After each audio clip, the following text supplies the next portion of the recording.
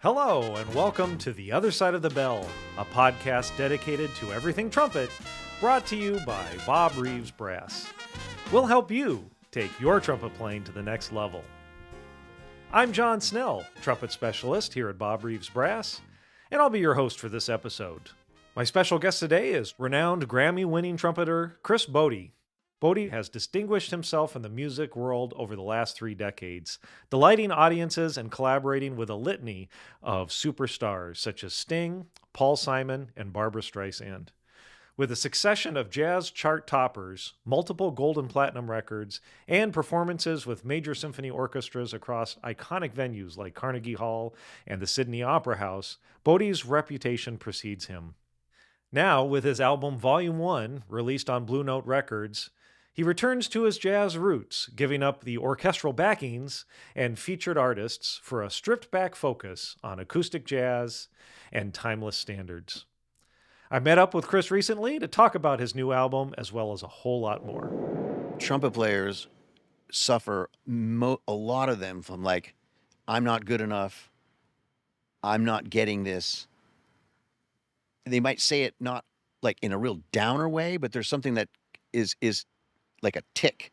And it's very common to like people that play in an isolation, in a room by themselves, and they're projecting like, well, how is this going to be? How am I going to reach this area? They can't, the negativity, while it's not unsurmountable, it never does you any good. And I'm struggling with that now. We'll get to Chris's interview here in a moment after a word from our sponsor and some trumpet news. Today's episode is brought to you by Bob Reeves Brass, who share your passion for creating extraordinary music. You know that feeling when your instrument just clicks and the music flows effortlessly? That's what Bob Reeves Brass has been helping customers do since 1968. We've helped brass musicians like you achieve their dreams by ensuring their equipment is always in perfect harmony. We know you want to immerse yourself in the art of music making, and we're here to remove any barriers between you and your creative vision. Bob Reeves Brass is truly your one-stop shop for everything you need to fuel your passion and create music that touches hearts and souls. So go ahead, let us help you elevate your sound to new heights. Don't wait another moment to elevate your musical journey with Bob Reeves Brass. Connect with us at bobreeves.com, shoot us an email at info@bobreeves.com, and keep up with the latest news on Facebook, Instagram, YouTube, and Twitter at Bob Reeves Brass. Embrace your passion for music and let Bob Reeves Brass be your partner in creating the extraordinary. Well, I want to get right to my interview with Chris. It's an awesome interview. You're not going to want to miss it. We covered so much ground. I just wanted to give a quick shout out to all the folks that came by during our visit at Dylan Music recently out in Woodbridge, New Jersey. We had a lot of folks come in from the city, from New York City, and from other places around Philadelphia and DC. So thank you all for making the trip out there and making our trip across the country worth it. Unfortunately, that's all the travel we have left for this year, but we have a lot of things planned for 2024, including the TMEA, Texas Music Educators Association Conference in San Antonio in February, National Trumpet Competition also in Texas in March, and I think we're putting together a Europe tour. So make sure you follow us on social media and make sure you're on our email list and keep abreast of all of these events. All right, that's all the news for today. Let's get right to my interview with Chris Botti. Well, we are here on location, the other side of the bell. So grateful to be here with Chris Botti today on his beautiful scenic patio. Chris, thanks for joining me today. Good to see you. Thanks for having me. It's been, I realize it's been 8 years since we've had you on. Mm-hmm. A lot of things have changed. And one of the things I want to just start with is you had mentioned on the last podcast, you were touring a lot, and we were talking about recording and like the economics of recording and all the things that go in with doing a new album. And you said, at that point, just really didn't make sense to do another album. Yet here we are, Blue Note Records, Volume 1. Yeah. What changed? Well, I recorded, my original few years were on Verve, and then I switched to Columbia Records in 2001. And they did wonderfully by me. Like, I couldn't imagine folks like Don Einer, who ran Columbia for so many years, to have pulled the trigger in so many great ways to help me kind of become successful. And around 2013, 14, 15, and it's, it's just purely a business move, and I would not fault them at all. It seemed to me that Columbia was just kind of like, and great, they were in the Adele business, and so a lot of things got fragmented as the rise of social media and the internet and Snapchat and all that stuff started to ascend. The record business sort of, kind of went in different directions with regards to jazz. And then when all of a sudden I got this offer from Don Was at Blue Note to do this, I was just over the moon. Especially like we sat down in the spring of last year and talked about like what kind of record you'd want to make and with whom you would like to make it. And they've allowed me to do certainly one of my most favorite projects. And then to, I kind of optimistically called the record Volume 1 because I was just turning 60. So and then to have it, my first record with David Foster producing and stuff like that, it was so much fun to do the album, and I'm really, really pleased with the way it turned out. And absolutely, I mean, I was tickled pink when I saw on your social media that it was coming out. I was like, Chris changed his mind. Something happened. Yeah. We have some new music from Chris, and I want to spend a little bit of time. There's a lot we want to cover today. But so, I mean, how important was it for you to choose who you were working with? I mean, you mentioned David Foster producing. I mean, you've been friends with him and collaborated with him in the past. So what was it? What did that look like? I guess maybe the most important thing, like there have been many times that I've worked with him, and sometimes he'll go, Chris, do you mind me just sketching out a solo for you? And I'm like, heck no, I love it, great. And his melodic thing is so the fabric of his whole production. Besides being the great pianist and the ability to see takes, like his ability to like recognize what a good take is and to edit it all together. But what I didn't think of before is that how different jazz musicians are when they get around David Foster. They almost like sitting up, their spine straightens up, and he has so much kind of like iconic status that all of a sudden I noticed these people would play different, and then he would give suggestions like in which register to put things and to like when to like not play at all. And that he's always had this, but I was just thrilled with the way it came down on my album to have basically an intimate jazz record. And when I brought it up to him, he goes, Chris, I don't do jazz. And I go, David, you're the greatest. So he's got kind of like view from 30,000 feet. Absolutely. Of what's going on and all the puzzle pieces and whatnot. Absolutely. And I mean, what I love about the album is, I mean, I don't want to label things, but it's probably your straightest ahead jazz album, if that makes sense. Sure. But then it's still Chris. I mean, it still like has surprises in it, the Coldplay song or, I mean, my favorite, I mean, they're all my favorites, but My Funny Valentine, which I believe you've recorded before as well. Well, so the thing about that arrangement is that 7 years ago, Joshua Bell and I did a tour together. And I would usually close with My Funny Valentine, and I've recorded it in a jazz way many, many times, both live and a couple times on record. But I wanted to have Rob Mathis see if he'd write like a kind of almost like imagine if Chrysler was going to play over the top of a jazz piece. So usually if you listen to any of the classic Miles Davis or Chet Baker or whatever, like the pianist will set it up and they'll play jazz. But what I didn't want to have is a classical violinist trying to be, Stefan Grappelli. I didn't want, so that's why if you'll notice the piano basically does not move off. It's like Chopin. It's like dun dun dun. Does not move really off that. So then I just kind of like play languidly, and then Joshua comes on just like whoa. I mean, it's just. But if he would have just been playing jazz, if Taylor Eichste, who played piano on that track, would have just been playing jazz with fills and stuff like that, it would not nearly have the drama to set it up for Joshua, and of course he just sounds spectacular on that. Yeah, and then the interplay, I love it. The interplay between the classical violinist, playing written music, and your improvisations. You kind of lose who's doing what. Yeah. Talking back and forth with each other, which again, little surprises. Yeah. In the album. And can you talk a little bit about the recording process? I mean, did you find just time breaks in your touring to make it into the studio? Or we did a 3-day rehearsal to figure out kind of like key centers and like what the material would be. I had some ideas. Obviously, we all had a long time to think about that sort of stuff during COVID, but I had a series of tunes, and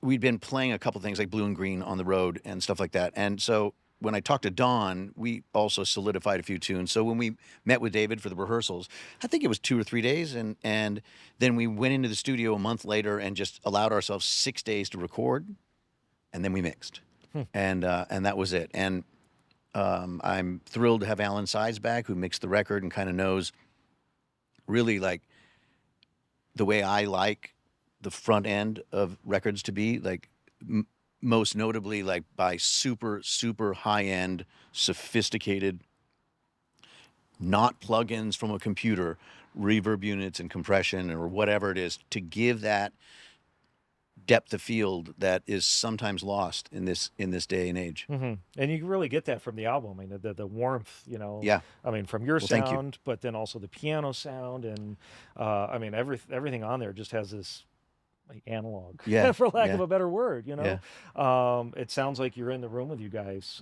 which is absolutely amazing this day and age with all of the dials and fun things like we have set up here to record us. Technically, do you know like mics and things like that were being used? Because I know people always wonder about that stuff. Oh, like well, I know what your mic specifically. On mine, I play a Telefunken 251, and Alan Sides, who most famously owned Ocean Way Studios, was kind enough to sell me 2 of his. So Ocean Way 3 and Ocean Way 4, I own. The 251. So you use those on the. And I use those on my trumpet. Oh, okay. I mean, I bought them both off of him, and then there's one I prefer more than the other. I think 4 I like better. 4, okay. But I mean, I think they did a lot of really famous albums on those records. It's probably one of the greatest microphones ever. The Neumann, or I mean, the Telefunken 251. It's a fantastically rare and great microphone. Yeah. Well, thank you for that, because I always get those questions afterwards, and I, you know, even though I work at a trumpet shop, I don't get too geeky when it comes to that kind of stuff. But then Alan has like a whole mess of stuff, like, you know, super rare reverb units and plates and stuff, and we mixed it at Sunset Sound, and they've got a couple fabulous things there too. So, yeah. Oh, absolutely beautiful. What fun. And I want to talk about the Coldplay song, Fix You. Was that just something like a last minute add in, or is that something that you wanted to do? You know, for many years I played in Paul Simon's band. I always stood on stage and would be behind him when he played that song American Tune, which is one of the greatest lyrics and songs ever written. And I really wanted to do that song. And during the 3 days of rehearsal, we kept trying to find an arrangement. Sometimes the trumpet like works fantastic in a particular song, and it just doesn't lend itself to another type of song, no matter how much you like it. It's just kind of the one fault of the instrument of the trumpet. It just doesn't sound great on everything. Yeah, like saxophone does. Right, exactly. Trumpet, we have our moments. Yeah. And just all of a sudden, I always loved that song, Fix You. And then I just said, hey, guys, what about Fix You? And they all kind of came in. We played it a couple times, and they all just went in and jammed out a little arrangement. And when Vinny comes in at the end with Vinny Caluto, who played drums, and comes in with his quintessentially iconic kick and snare, you know, and that it's sort of majestic, but it's sort of rock, and it's sort of jazz, and sort of not, you know. So.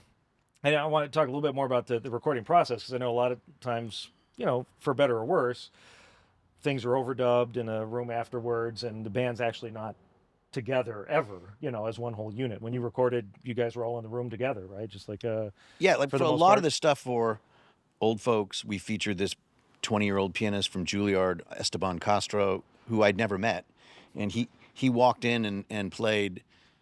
Man, I remember like the first take on Old Folks, and even David Foster was like, okay,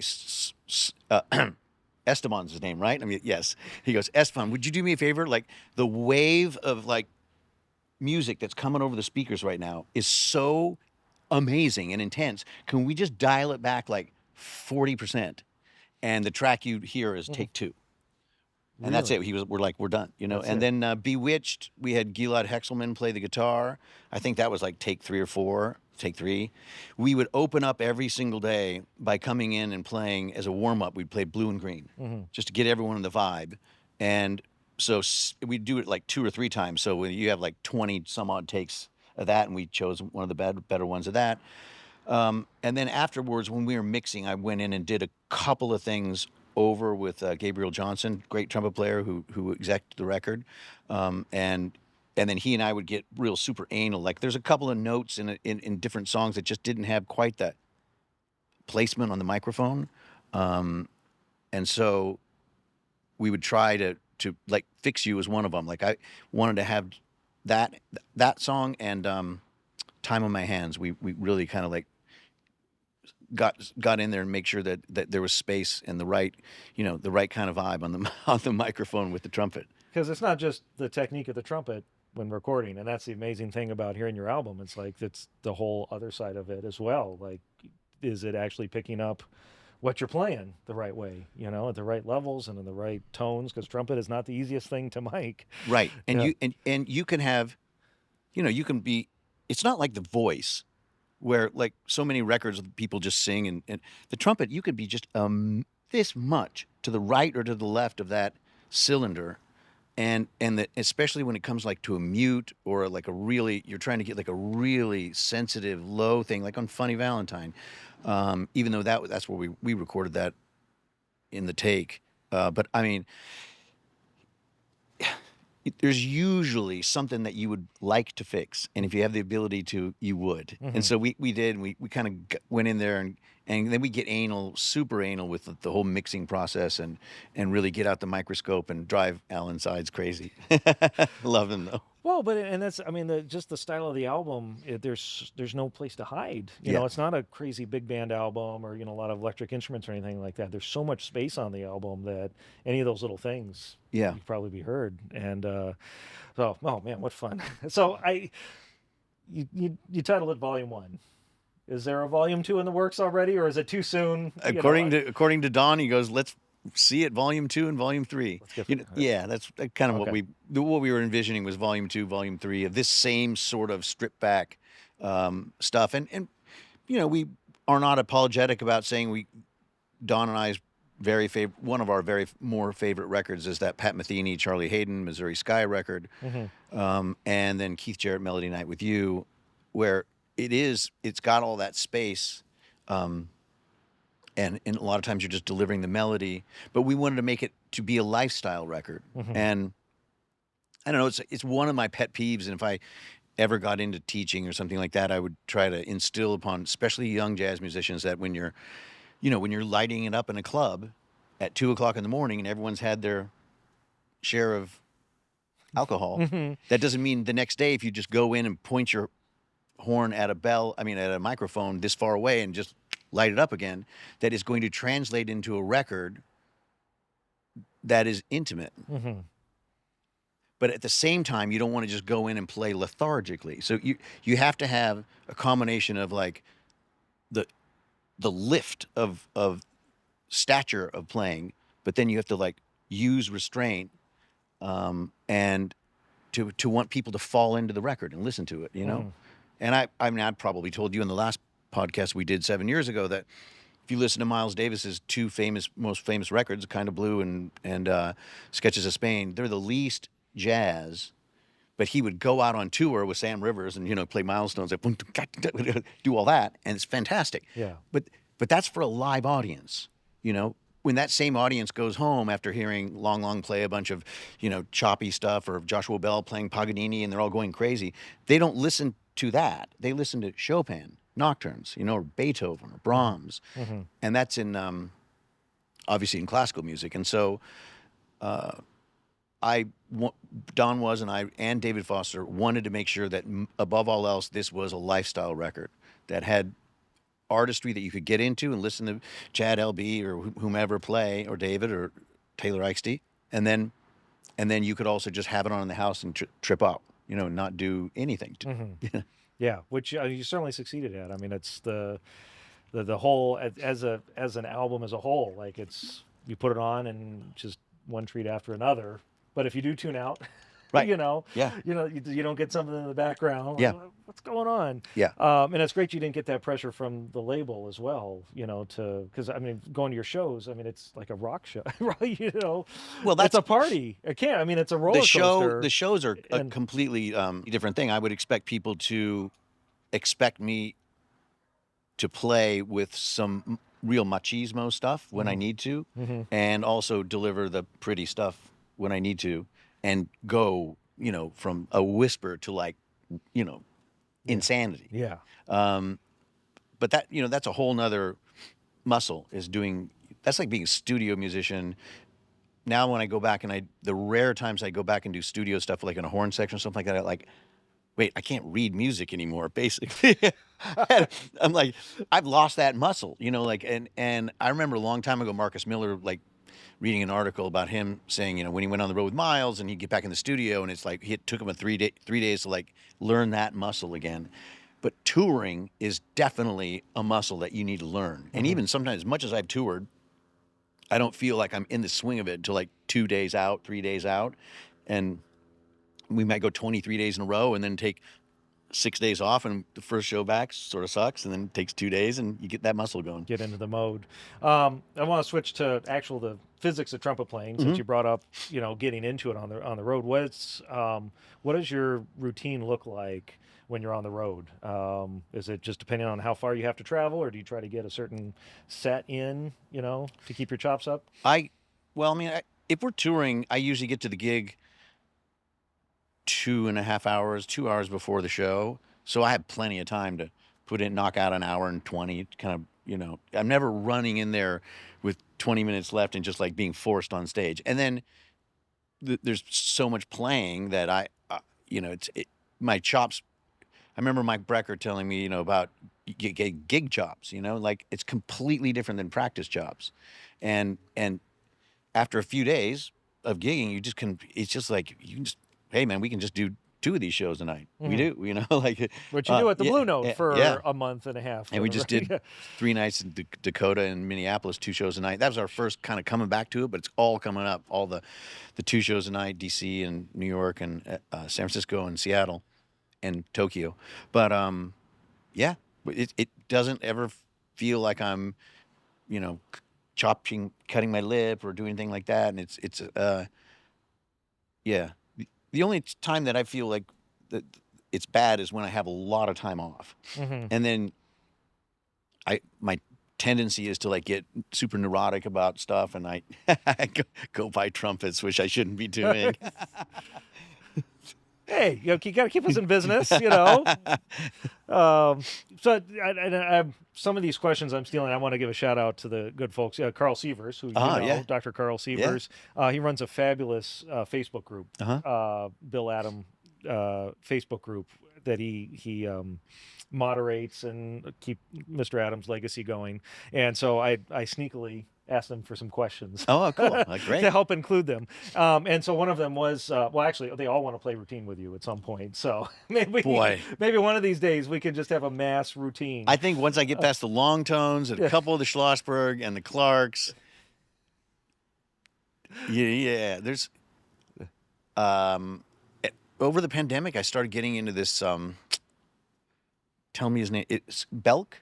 Yeah, Scott Belk. Scott Belk? Fabulous player. I mean, not only is it a mind-bendingly amazing, he's an amazing trumpet player. I watched his videos and stuff like that and really dug the way that his book sort of humbled. I mean, it was like, can't really, yeah.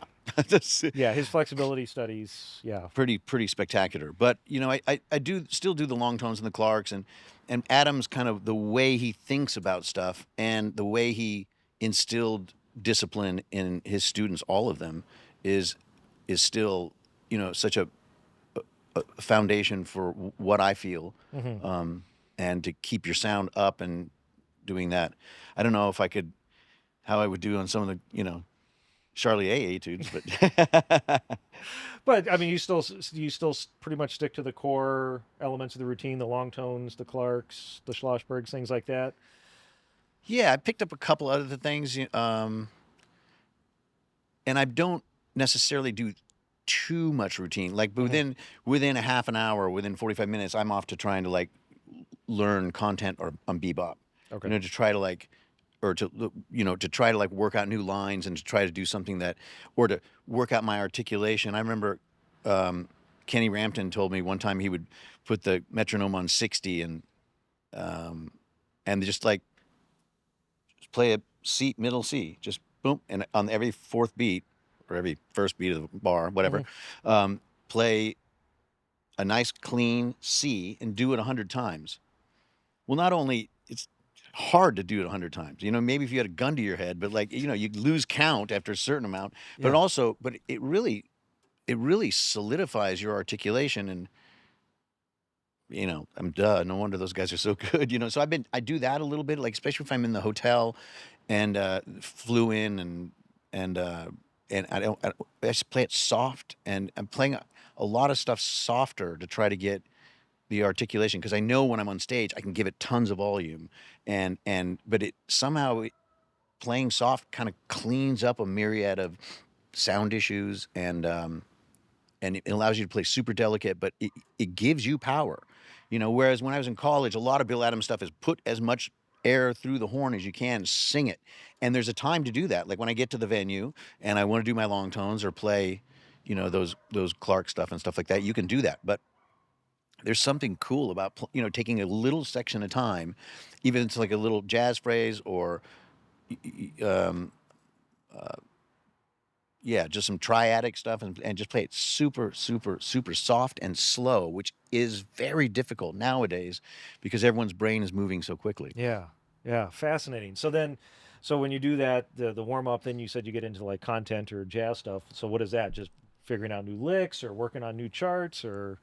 Never new charts. I Yeah. mean, even like my record and stuff like that, we sort of conceptually talk about it, but there's no written out. You're not writing out new Not charts, but really. Not really. Maybe Taylor took some notes a little bit during when we rehearsed for the record, but with my band, there's never anything that you carry a book around or anything. Mhm. But I do spend some time analyzing some solos, and it's very much, I kind of approach it the way I do, if like the way chess players learn. They need to analyze the famous solos. I remember I spent a fair amount of time during the pandemic transcribing and playing one Wynton solo. It was like a live version of him playing all the things you are.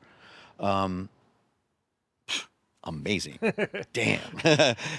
And just to kind of like see people with vocabulary that you really admire, and you got to take it in small chunks, to kind of hopefully that will ingrain in your playing in some way, because at this point you're not gonna you could play something verbatim from someone, it's still gonna sound like you. Yeah. It's not like Yeah, you have your fingerprint sound, you Yeah. have your phrasing, even though it's the same notes. Right. Right. Yeah. But So you want to be able to, like, especially if you're playing a lot of the same material, you want to be able to come at something. If it's a 2-5-1 and B flat, you want to be able to come at it a different way, even if it's like a different articulation. And the more you play, also you realize you tend to start on the same beat in the measure if you're improvising, or you tend to start in the same register, and you got to knock yourself out of that laziness. And I'm getting older, and it's hard to knock yourself out of that laziness, and one way I've done that is like, oh, so and so goes instead of starting in G of the staff and playing that in the melody. And so that stuff's important to me. Clifford Brown, Freddie, Wynton, Keith Jarrett, Bill Evans, and just analyzing solos. And I've analyzed a bunch of Mike Brecker's famous solo on Confirmation, just to hear or to see how their brain was working at that time.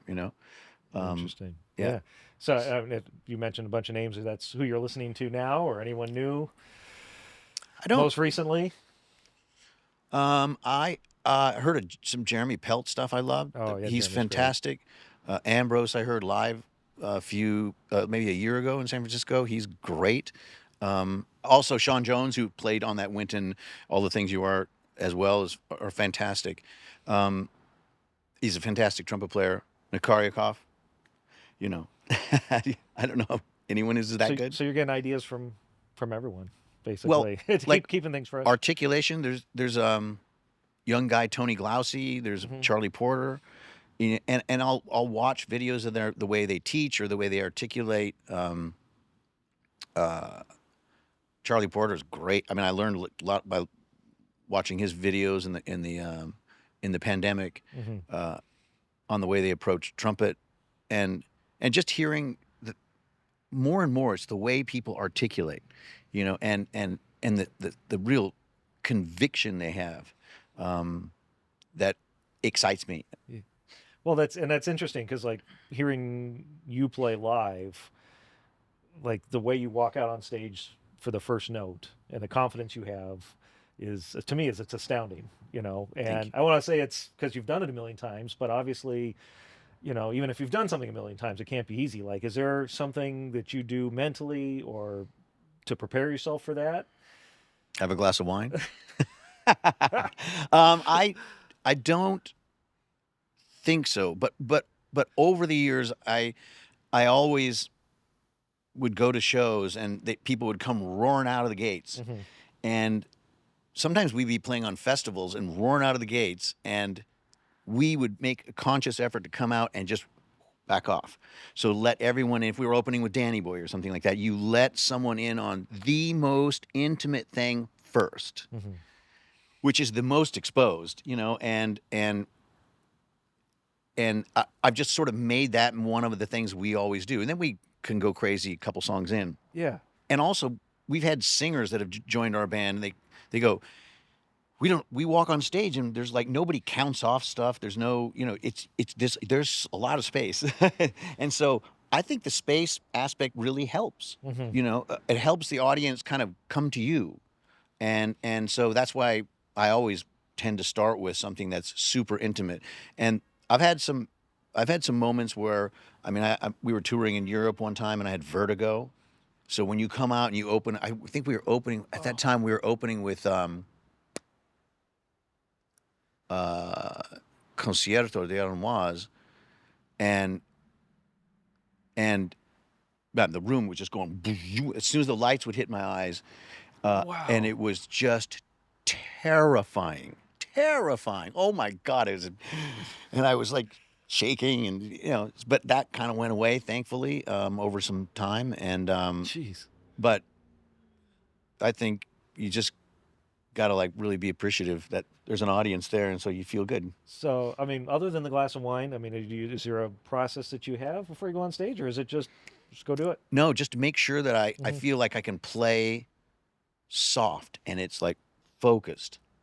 After all, like practicing in the room, and right before we go on, does the horn feel intimate, right? Delicate. Hmm. And if I got that, then I'm like, that's cool, great.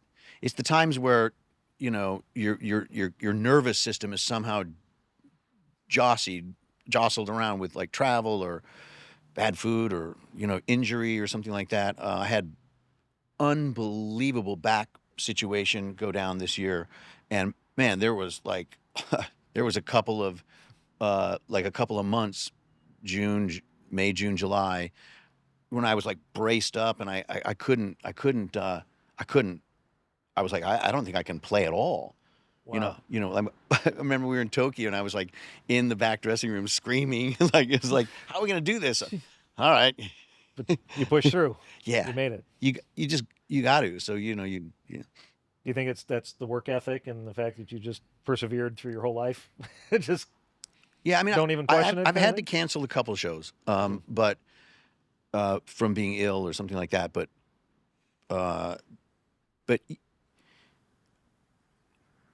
the trumpet is, inherently the good things about the trumpet is that it's not like the voice. Like I've been on stage at the Blue Note and stuff like that with 103 fever, and really really sick. This is like 10, 12 years ago, and you can still produce music, but I've been around singers like that blow their voice out, and it's just over right then. There's Thing. nothing that's gonna. So we are blessed with that, and then also the trumpet is a torture device that you have to practice all the time, so you have no life. So That's exactly right. This is why we're here. Uh, I want to talk a little bit over the course of your career. You've had in our last interview, there was a lot of like turning points in your life, and I want to kind of bring a couple of those up. First, your decision to go to Indiana. Hmm. Was that an easy decision? Did you have that on your sights as where you wanted to go? I went to a jazz camp, a Jamie Aebersold jazz camp in San Jose, 1978, and I met Professor David Baker. And solely based on his charisma, I was like, I want to study jazz with that guy. So I went to Indiana and originally studied with Charles Gorham for 6 months, 9 months, something like that, trumpet. And then I became aware instantly of like the camaraderie and the stuff about Mr. Adam and what all of his people like Carl Sievers and Bob Baca and John Harbaugh and Bob Slack would all be saying, and how this is the guy, this is the gentleman that also taught Randy Brecker and Jerry Hay and everyone.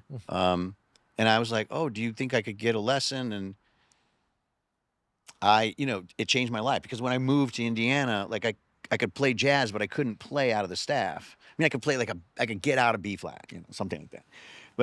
And Mr. Adam had this great way of instilling positivity and direction, and all of his students practiced like maniacs. And I just loved it for the 3.5 years I was there. Mm-hmm. And the other decision, you talk about this in the other interview, but I can't assume that everyone's going to go back and listen, although they should, is the story behind why you decided you never wanted to play in big bands again. Yeah. Well, I after leaving college, we came out here to Los Angeles, where we're right now, and I got off the plane in 1984. Hollywood was kind of a different situation. It was pretty rough. And did a 2-week gig with Frank Sinatra at the Universal Amphitheater, and then got on the bus the next day and I joined Buddy Rich's band. Mm-hmm. And I was never the right fit. I mean, in Buddy's defense, I was I was really idealistic about what jazz should be, and I'd studied with Woody Shaw and blah blah blah blah blah, and I wanted to kind of play out over Buddy's stuff, and Buddy wanted Big Spiderbeck, basically. That's his slow jam. And we went across the country.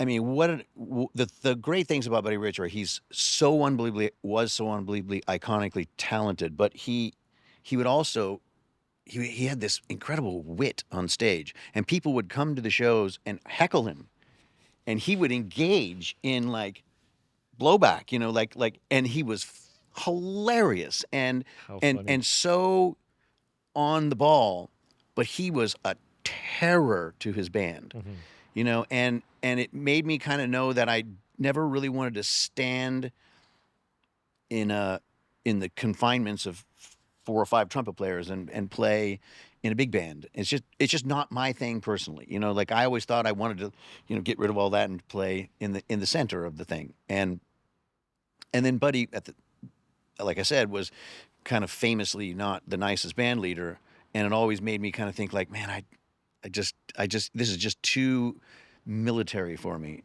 In the way the drill sergeants dress down their students, or it's kind of like that. They break your spirit before I guess they join the band or something, and it wasn't me. Yeah, and that's it points to a lot of life is not it's knowing what you want to do, but also importantly what you don't want to do. Correct. Yeah.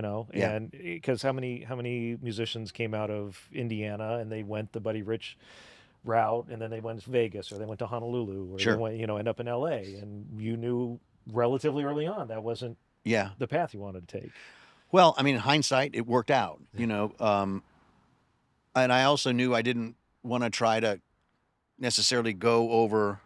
When I did finally move to New York, Wynton was kind of already blossomed onto the scene. I knew I didn't want to try to go do the same kind of straight ahead tipping real jazz situation that Wynton does. So it's just one step out. It's like a yellow brick road, they put down one thing, you step to the next, and then at the end of it, you look back and go, oh, I'm 60 now, and we've done so much and had so many great opportunities. But I would never have guessed that this would have ever happened. That you would ended up, yeah. So we do a trombone podcast, and we Mhm. interviewed Michael Davis, and he was talking about your days in New York, Yeah, you guys together with the horn section and Mhm. busking in the streets of New York and Yeah, stuff. And the way he tells it is there was a point where the horn section was getting ready to tour with the Rolling Stones, Mhm. and you decided you wanted to go and do your own thing. Do you remember it like that? And is yeah, that you remember that decision? yeah. There Because was, that couldn't have been easy with Rolling Stones, biggest maybe group of all time, them and the Beatles, so to yeah, speak. I yeah. mean, to be able to tour I with them. never really thought that the way I play trumpet would fit into that thing. And Mike and Andy Snitzer and Kent Smith and we played in a bunch of like, you know, blues bands and stuff like that. And, Hmm. and as much as I love the camaraderie of playing with Michael Davis, who's like arguably one of the greatest trombone players, I love him. He's awesome. But I always just knew I wanted to do a solo thing, and I I've always wanted to do that ever since when I was a kid, or then later listening to like Chuck Mangione or something like that. I always thought if I could have an opportunity to play with a band and front a band, it would be my dream come true, and to stand in a section and listen, the Rolling Stones were world class, are world class, and they're always been world class to their side people too, and they respect and admire people like Daryl Jones or you know uh, Andy Snitzer or Michael Davis and etc. Lisa Fisher, and that is very admirable. Like I really respect them so much, but for the way that I like to play, I think that you know just I instinctively sort of knew that. Hmm. Um, Did but you have other work lined up? I mean, so that is was that that was literally I had just gotten my first record deal on Verve. So we were going into the studio that fall to record, and that's when the tour with the Rolling Stones started. So I knew I had to choose one. It's either going to be the Rolling Stones or have my own record deal with my own solo thing. I was so, I toured 2 years with Paul Simon in 1991 and 92. Then in 93, I went out to try to get my record deal, got the record deal in 94, and recorded it in 94, and the record came out in 95. And then I began this journey of like touring and then subsequently joining Sting's band and then building upon that. But I would have never joined Sting's band if it would have been like playing a section, yeah. I mean, I did that when I was 28 with Mike Brecker, and it was amazing because I got to stand next to Michael Brecker. So, and to see how Paul Simon works, and to be around Steve Gadd and these legends, and but I just the more and more I kind of moved away from studio work into more of a soloistic kind of situation, and I love the freedom, and also, man, there's a big difference between being able to like make up your own stuff and play when you need to, than to know that you've got 8 measures off and then you have a shout chorus that lasts maybe a chorus too long, Vamp, and vamp, vamp, vamp. your chops are falling apart, and and then all of a sudden Yeah. you bring out real vulnerable stuff in your playing, Hmm. and I thought, what's a good way I can like maybe not do that, just only show the good stuff. Well, I appreciate your honesty, Chris, and I love that. But I mean, even though you had the record deal with Verve, I mean, that's still risky because your album might fail or it might fizzle. So to give up that kind of work to go on tour with the Rolling Stones to know because you knew you wanted to have a solo career and that's Yeah, yeah. you took the riskier choice. I did a master Yeah. class last week in Greensboro for some really nice college kids there, and someone asked me a question like, what do you think the definition of dedication is? And I said, well, the one that comes to mind for me is after I got done with that 2.5 year Sting tour, and Sting again is a lot like the Rolling Stones. He pays his sidemen very well, Hmm. and I got through with that gig, and had a big chunk of change. And most people, and I wouldn't fault anyone, 99% of the people would say, I want a dog, I want a cat, I want a wife, I want a house. I want to be domestic, I want to live my life in sunshine in LA, whatever. Yeah. And I was like, I don't want any of that. So I went on the road and I took all the money that I'd saved and fueled my band, airline tickets, hotels, paid them what I could, but it just went all the way to broke. So my business manager called me up, and I was 42 at the time. Wow. And they said, Chris, you've got $5,000 to your name. And I was like, that's not good. And I said, but we'd done, this was like spring of 05, and we had done Oprah in October or November of 04. And it takes a long time for a promoter to like get to know who you are and then book you and then have the gig. The gigs are booked 6 months in advance. But when something like Oprah happened, or where we were opening for Sting, and we'd see these promoters, they would book us. And so I knew that the next gig I broke even, or I could make a couple $100, and then it slowly built up from there. But I think you have to, like musicians, even if you're 10 and you have to convince your parents that this is what you want to do, or if you're 42 and you want to be a soloist and keep your band out on the road, your convictions have to take precedent over the norm. That's amazing. That's a masterclass right here. I mean, because it's absolutely, there's nothing's ever handed to you, It's true. And obviously, and if they hand out anything, they're not handing it out to trumpet players. No, much fewer. Yeah, much fewer. But that's it. I mean, obviously, you had connections, met the right people, or crossed paths through your life, but you were also doing the job. Otherwise those people wouldn't have recommended you to the next job, or you wouldn't have been asked to do things. But that's astounding. I didn't know that about you. Funded your band. Yeah, and I don't want to tell you the figure, but it was a lot of money. Yeah, I just had this. Now today I might be a little more freaked out about that. But I just had this like devil may care. Let's just go. And it worked out, and I'm happy that I took that risk, so. Yeah. Amazing story. Do you have time for one more story? We have all the time in the world. As long as you don't have to get somewhere. You mentioned Michael Davis. And this is another thing that I tell young people is that, you have to like think on your feet and know, hopefully, that things will work out. And when I first moved to New York, I met one of my dearest friends and a fantastic musician. He became a rock star named Kip Winger. He had a band called Winger. Not jazz, it's rock. And he and I became friends. We were basically both living on soup cans. We had like no money, like we were like scuffling. And at the time, I loved this very eclectic R&B band called The System. And if you were like, nobody really knows who they now, but at the time they were like an underground cult band. And my friend Kip Winger calls me up, and he was playing bass with Alice Cooper at the time. And he said, "Hey, Chris, do you know who David Frank is?" I said, "Heck yeah, he's one of the two members of The System." And he goes, "Well, he's in the studio next to me recording with Steve Winwood that Take Me to Higher Love. You know that song, that horn section, yeah. all that stuff?" Oh. And so he goes, "Do you want to come down and meet him?" And I said, "Yeah." So I raced down to Atlantic Studios, iconic, unbelievable studio. And I walked up to David Frank, and I'd only been in town for like a few months.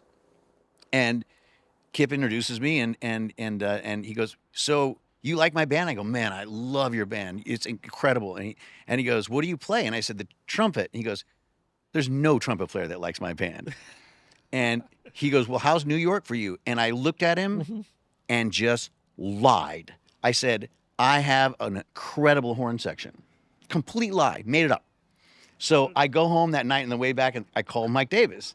And I'm like, "Mike, we got to form a horn section, like right now."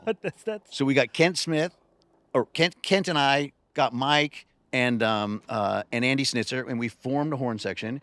And we went in and we wrote out, thinking like we could be the next Jerry Hay on the East Coast, right? We wrote out a little demo, we recorded it with stuff, and we played it. And I couldn't, at the time, we just got the tapes back on the Friday, right?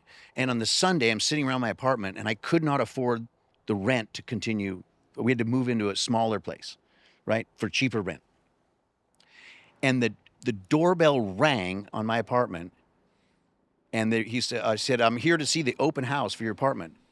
God is my witness." I opened the door, and I went, "Wait, what? David Frank." It was him. From The System. He goes, "You're that trumpet player kid?" I said, "Oh my God, here's my demo tape." And the next day we were on the System record, Oh my God. and David Frank introduced me to Arif Mardin and all the people that came through Atlantic Studios, Scritti Politti. It broke us into studio stuff because when you work for Arif Mardin, you can do a lot. You know, we did Dylan and Aretha Franklin and blah blah blah and Thomas Dolby and like a ton of stuff just by like lying. Basically, I'm not saying kids lie. I mean, but you know, you got to. It's kind of a promotional aspect of like putting your best foot forward. Yeah. But it says something like about that age-old adage: you make your own breaks. You know, like and so we backed it up with enthusiasm and brought to the table great musicians and stuff like that. But you'd be surprised how many, like, if you have some wacky idea, it just could work. To say yes. Yeah. Well, it's the Ghostbusters, one of my favorite movies. At the end, they say, if someone asks you if you're a god, you say yes, you know, before Zool is going to take everyone down. And I had a professor that also said, if there's a book written on it, you can do it. Yeah. You know, so if someone asks you, can you play clarinet? Now with AI, you can do anything. Well, now, yeah, you don't even need the book. If there's a book written about it, then yes, you can do it, and you learn how to play clarinet and you teach it, or whatever it is. And that's, yes, we have a horn section. Yeah, we'll have charts tomorrow. I'm glad you told that story. And then awesome. David Frank went on to write all those Christina Aguilera songs, Genie in a Bottle, and all that. I mean, he lives in L.A. now. He's a major talent, and I'm so glad that he took a chance with us. Yeah, amazing, and the timing of all of that. I want to go back to your live shows a little bit because I've been fortunate enough. Strangely enough, when I interviewed you the first time, I had never heard you live until that night, which was like textbook. All the things you talked about in the podcast, you did that night on the show, which was so cool to see. And I've been fortunate to see you in a variety of venues now. Every time I'm at a Chris Botti show, someone in the audience around me says, I can't believe I'm at a Chris Botti show. I can't believe he did that. I can't believe he's playing this tune. Can you, that's so nice. That and the fact that you kind of like you talked about with playing an intimate piece to bring people in, the way you talk to people at the show, bringing kids up front and having them sit on the stage or on this, like whether it's the Blue Note, an intimate venue or a few thousand people, like you bring people in. Like, is that something you had to learn through the years? Is that something you got from Paul Simon and Sting? Is it I think that is the very first gig. I remember when we did this gig at Universal Amphitheater with Sinatra. I was just like, I was 22, and I was at least able to recognize that here's a guy that walks out on stage, one of the most famous American artists ever, and could project all of his rock stardom stuff to the back room, so everyone's like going, ooh, Frank Sinatra. But then he would also carry on conversations with people right down here, it has to come from his love of hanging out with Rickles and Dean Martin, because there's a little of a comedic old school way. And he would also always turn around and acknowledge his band in such a great way. I have a pet peeve, when jazz musicians come out and the very first thing they say is, they introduce the whole band right away. It's like giving a kid 6 boxes of Cheerios and say, how'd you like? They're going to be just like, brah, you can't really know someone's personality. And I want to make sure that someone in the audience not only feels like they're on stage with us, but they're led into interesting things about this person or that person in the band, and it sort of brings the whole thing together. And especially with like pop music. Now I go see a show and you get to the end of the song and the person says thank you, and then the guitar player comes out and hands them a new guitar and they tune up for however many minutes, and then this next song is, and then the drummer goes click click. If you ever see that, kids, that's because they're playing with computers and a click track, and so we always make a point to, or I always make a point to like try to connect with the audience, and also as little count off from the drummer as possible. Like sometimes, like everyone's doing a different thing. Sometimes it's just I start, they start. One song we play during the song, I walk out in the audience and I say, "All right, Lee, let's do it," and then he counts it off, and I can hear it. But Yeah, but we don't do any of that computer stuff. No, Yeah, it's all organic, yeah. and the way. In fact, it's funny. I I don't remember. even do internet monitors. Our drummer does a little bit, but I don't do that stuff. Yeah, the show I saw you at SF Jazz, there was a newborn in the audience, and was kind of crying in between some of the quiet moments and stuff. And instead of like, Some of the old born are crying to my well, shows that's too. you went down and you played for the newborn, and Softly, I hope. softly, and you had a mute on, and it was like all of a sudden, like the people that were like, "Oh, who brought a baby to a Chris Botti concert?" You know, like all of a sudden, it was just like we were all there. And then I think Lee even came down and started playing on his drum solo. I mean, it was just amazing. You know, and you Yeah. can't script that stuff, but you guys just like naturally do it. And everyone's leaving thinking, man, when can I go back? Not, Yeah. oh, I just heard giant steps at 220 and, you know, some sax player played 30 choruses. And while technically it was amazing, I'll never want to see that again kind of thing. Right, And it just, And I also it, think that one thing I like is that the guys in my band interact with one another. You know, whether it's looking at them or speaking to them or cracking jokes or doing silly stuff. mhm, If we back it up with playing, then the audience, they don't feel as academic. mhm. They feel like they can be there with their girlfriend or boyfriend, like, and they don't feel like this is a museum piece, and we have to like it. And then we kind of go home, kind of going, oh, well, yeah. Yeah. Maybe you put it better. You know, the giant steps at 220. Which just has its place. It's Sure, fine. sure. It's fine. So, and there's another question that comes from the Facebook group about inspiration, because I mean, I'm assuming now you're not paying out of your pocket now for your band to go on tour. You've Think- reached that point now. But you still tour how many days a year? Like, how do you keep that inspiration to keep doing that? Is it?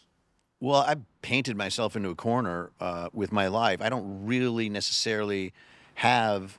I don't have any kids. I don't have a wife, and this is what I love to do. You know, I hope I'm physically able to roll along like Doc Severinsen is. You know, like and play the trumpet and have it not turn against me as long as I can, and to be also very acknowledged and grateful for that this happened. So and you have to like take care of the weeds if you want the garden to grow.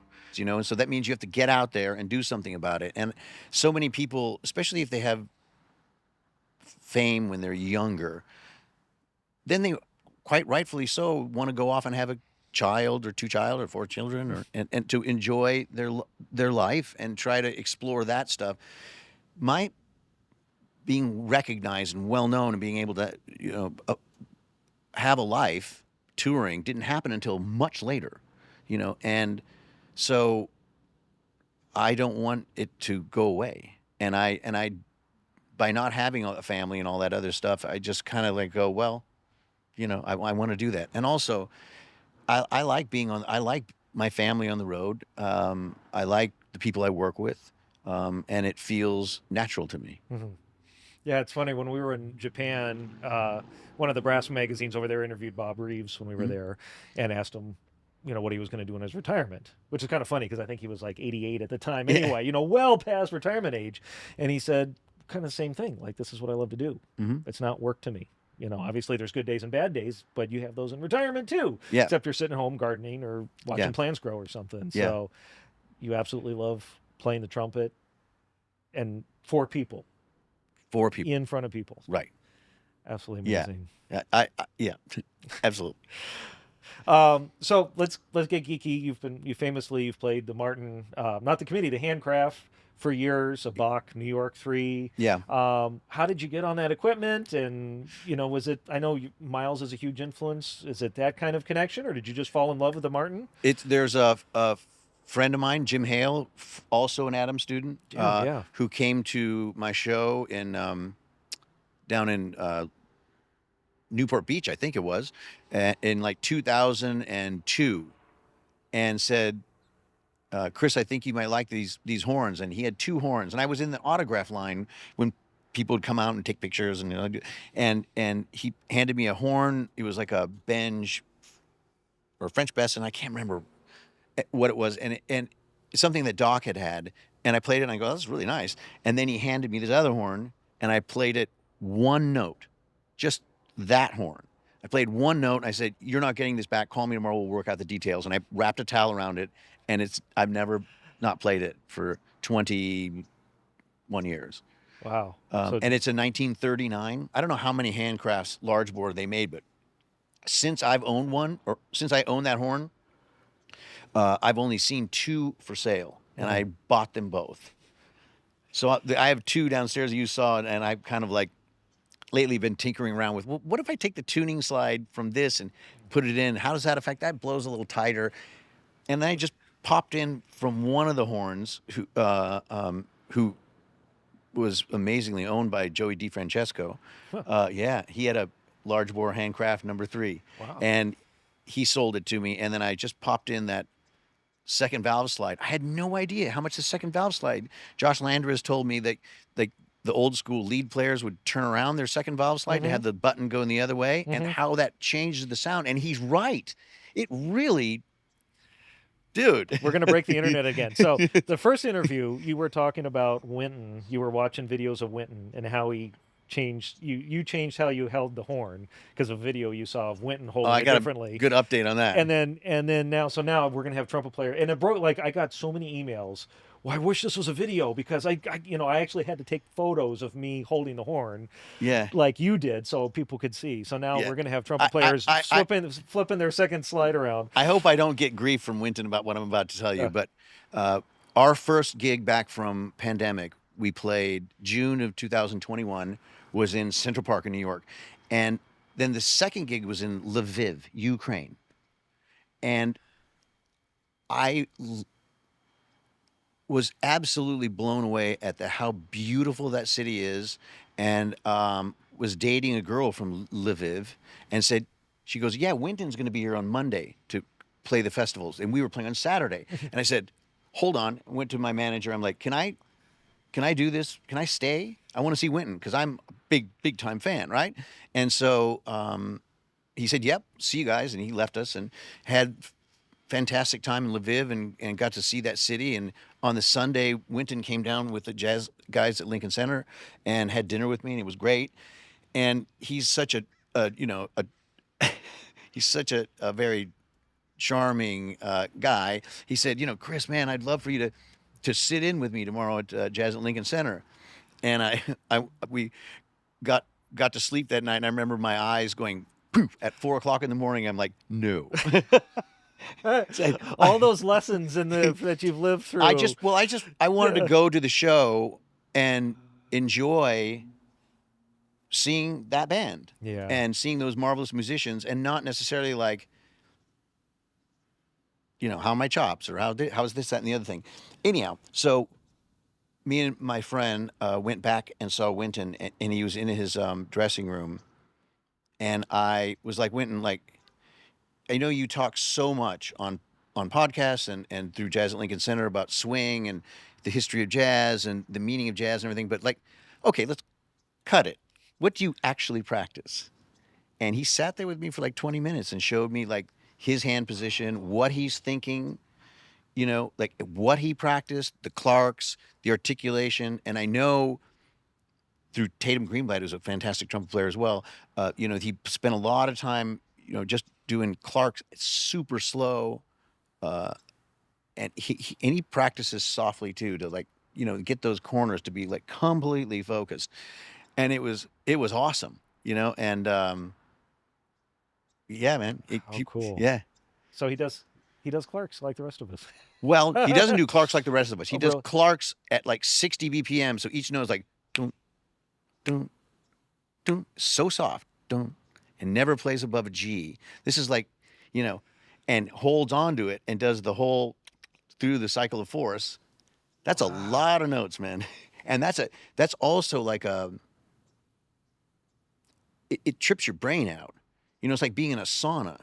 Like, it's fine to knock out a Clark's, but when you have to go through all of them at that tempo, at that absolute tone, it gets to be like water torture. So it's or kind of meditative, Yeah, or whatever, yeah. like you doing your 100 C's Yeah. want to beat, Yeah. And he like also slowing the he, brain he down. plays a lot of that. This is what he told me. I don't get the whole picture, but Yeah. he does a lot of the, the regular lip slurry stuff but he was saying, he got a ton of stuff from Ryan Kaiser about lip slurs and that stuff that's just mind blowing, Yeah. and Ryan Kaiser and all those guys in that band are such fantastic, Kenny, etc. They're just great trumpet players, and I loved it. It's such a different show than mine, and I just loved like watching, the way that they interacted, and that the way they play the together, not just together, but it's just like they're playing. That's some difficult stuff, and it's so well balanced. The mix was great. I thought it was fantastic. High level, and you don't get a lot of big band experiences like that anymore. Correct. Like they tour and I mean, even though some of them don't live in New York and whatever, like they play enough Yeah. that they're like a family, like your band, Right. and can interact and that sort of thing. Oh, what fun. I haven't seen Lincoln Center yet. That's on my bucket list. So hopefully one Great of these show. times Great show. we can get out there. I know. So we've been going way too long. Thank you for your time. I'm I mean, fine. it's Okay. the scenery out here. I could just spend the rest of the weekend here. I do want to talk because you're getting ready to do the was it 56 shows, 58 shows at the Blue Note, Mhm. right? Which you've done for decades now, It'll be year 19. 19, almost decades. Mhm. How does the band survive? I don't want to turn this into a reality show, but spending that many nights in a row, Well, is it? and what people don't understand is that it starts with always 2 shows and 2 nights in Washington, D.C., 2 nights in Boston, right into 28 nights in New York, right into 7 nights in San Francisco, right into 6 nights in Seattle. Yeah. And most of all of them, except for Boston, is 2 shows a night. And I'm not saying we always get out alive. I mean, it's been. I mean, I remember last year, toward the end of last year, my manager came to me and said, "Man, we got to take some time off." So we finally took most of August off, to get some sort of like grounding, and we took a lot of May off this year. So we got to start to build in some pockets, but like you kind of go a little insane, and then you realize at the end of it, man, we've got basically the whole next material set for the next year, because you come out of it playing different and new stuff happens and new kind of arrangement ideas that someone just does on the fly, or a new song thing, we just throw it in the set. And it works. And I'm confident, I'm hoping that I was having some chop issues last year and stuff like that. I'm hoping that doesn't seem to be the case now, that I'll be able to like kind of go into it with a lot more fun and joy. And then we're hosting our very first cruise this year that's sold out, and I'm super grateful that it's, our maiden voyage, so to speak, and it's sold out with Bodie at Sea. Bodie at Sea. Yeah. I didn't get in time. Well, there's gonna Maybe be I'll get on the crew. I'm gonna set my application. I'm gonna get on the crew, and you might see me in the dining room. But that's exciting. Would you mind spending a couple moments about it? Even though it's sold out, they it's asked still us a really cool thing. Yeah, and then there's going to be 2025, and so they've asked us to curate a cruise, and it's David Foster, Catherine McPhee, Gregory Porter, Melody Gardot, Take Six, Lisa Fisher, Keb Mo, the Mentalist, who's Lior Suchard, who's just this incredible, next level magic. I don't know, mentalist. What fun. And we're going to do it again next year in 25 and 26. So yeah. Man, get out to sea. Yeah. And, I mean, you're playing too, I'm assuming, Yeah. right? It's your Yeah. your cruise. So Yeah. Are you playing every night or with a different No, we artist, play. or what is it? No, they're bringing all their bands on and stuff like that. Wow. And we I think we played 2 shows, and the rest of the time I just kind of host and I've done cruises on other people's crews. I've gone on the jazz cruises, or Dave Cause or something like that, and I've never had to host one. So it's going to be quite interesting, What fun. Yeah. What fun. 2025. 2025. I gotta start saving up. Chris Botti on Volume 1 is out. Volume 2, hopefully in the near future. Yeah. You're gonna be at the Blue Note. Absolute honor having you on the show for the second time. The first time, I asked you what your best piece of advice was. So you've already answered that. And so, folks watching this for the first time, go back to episode 24. So I'm going to ask this maybe the same question asked a little bit differently. But if you could go back in your life and you could do something over again, what would that be? Oof. 25-year-old Chris, 20-year-old Chris, 30-year-old Chris. What advice would you give them? Him. I think, and I struggle with it today, is to not judge yourself in a vacuum. Like, I think trumpet players suffer, a lot of them, from like, I'm not good enough, I'm not getting this. They might say it not like in a real downer way, but there's something that is like a tick. And it's very common to like people that play in an isolation, in a room by themselves, and they're projecting like, well, how is this going to be? How am I going to reach this area? They can't, the negativity, while it's not unsurmountable, it never does you any good. And I'm struggling with that now, and during the pandemic, I struggled with it big time, and in a room by myself practicing, kind of going like, well, it's never. And so I think if I could have somehow not had that in my life, or not have it now, to allow the air to flow through the horn and to just practice and try to slow down and figure out how to be better without beating yourself up all the way, because negative thoughts about yourself never amount to anything. And 99.9% of the time, everyone's thinking negative things about themselves. So everyone's kind of in their own bubble. And I just wish I would have known that, and I wish I could shed that about myself right now. Absolutely wonderful advice. And that when I told people I was interviewing you again, I have a laundry list of people that want to thank you, and I'll probably do an outro at some point to list these people because, thank you for being so generous with your time and the things you've done. I had a good friend of mine, his trumpet student went and saw you at a show, and he was one of those kids that went up and sat on the front row, and then he met you backstage, and you let him play his trumpet, and you told him he played Arbin, so now he's actually all of those kinds of stories I'm flooded with. And so usually I say these things afterwards.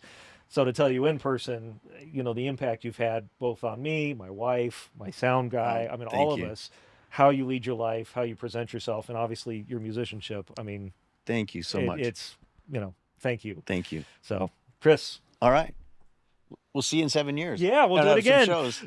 Or the racetrack. 2030. Yeah, next one's on the racetrack. Okay. Thanks, Chris. Awesome. Without fail, every time I interact with Chris, whether it's these podcasts or hearing him at a concert or seeing him before or after a show, I'm blown away by how he carries himself, his mindset, obviously how he plays the trumpet, how he treats other people. Like I said at the end of my interview, when I told people that I was going to interview Chris again, the number of folks that said, please thank Chris for taking care of my trumpet student after a concert, or how grateful or gracious he was with his time with that person. It's a list of people, and I'm no different. I've seen Chris live, and he came up and talked to my kids for 20 minutes. Even though there was a ton of other people around, wanting to talk to him or get his autograph. Thank you, Chris, from the bottom of my heart, both for your generosity with your time, but then also letting me and my crew into your house. We could have just done this over Zoom, but we got to sit in his patio and bring in all kinds of fun camera and sound equipment and invade him on one of his few days off. So it really means a bunch to me, Chris. So thank you so much for your time again and your generosity. And for those of you who want to know more about Chris, since this was his follow-up interview, we went a few different directions, but I did interview Chris on episode 24 of The Other Side of the Bell. So if you want to go through more of the biographical timeline of Chris that I typically do in these interviews, you can listen to that. We'll have the link in the description and the show notes for this episode. But you can also, if you're on a Spotify or on Apple Podcasts, just scroll down to episode 24, and you could hear my full interview with Chris from 7 years ago. And I should mention episode 15, way back in the early days of the podcast, we did a tribute to William Adam, Chris's teacher. And as we talked about in the podcast, Jerry Hay, Randy Brecker, Charlie Davis, Larry Hall. I mean, the list goes on and on of the great brass players that studied with William Adam. So we did a tribute episode on the other side of the bell, episode 15, and we can have the link to that as well. Chris took part in that, as well as several other of Mr. Adams' students. So there, a lot of content for you. ChrisBotti.com if you want to check out Chris's new album. If you want to see where he's touring, I can't recommend. I've seen him live several times, and it is a party. It is an awesome display of musicianship and different kinds of music, things you wouldn't even expect to come out of a Chris Botti concert. So I highly recommend seeing him live. And the way he travels, most likely he's coming to your neck of the woods sometime soon. And of course, the Botti at Sea cruise. Like he said, 2024 is sold out, but it looks like he's signed up for a few more years. So maybe I'll see you on one of those cruises if I can get my tickets early enough. So all of that is available at chrisbotti.com. So before we wrap up, I just want to give a special shout out to all of the folks on the Bill Adam Facebook group, moderated by Dr. Carl Sievers, who was also a guest on our podcast. But I asked them for questions to help with this interview, to get some input from them. And I want to just quick shout out to all the folks on there, Matthew, James, Jerry, Alistair, and Greg, who all submitted questions. And I was able to sneak some of those in to the podcast. And maybe we'll do a live Q&A follow-up with Chris at some point here, and you can submit your questions live while we're streaming. So we'll see if we can arrange that, and certainly follow us on the social medias, TikTok, YouTube, Twitter, which is now X, Facebook, and sign up for our email list through our website so you don't miss any of these podcasts or live stream Q&As. That's it for this episode of The Other Side of Bell. Thank you for listening and now watching on YouTube, and we'll see you pretty soon for another great guest. Until next time, let's go out and make some music.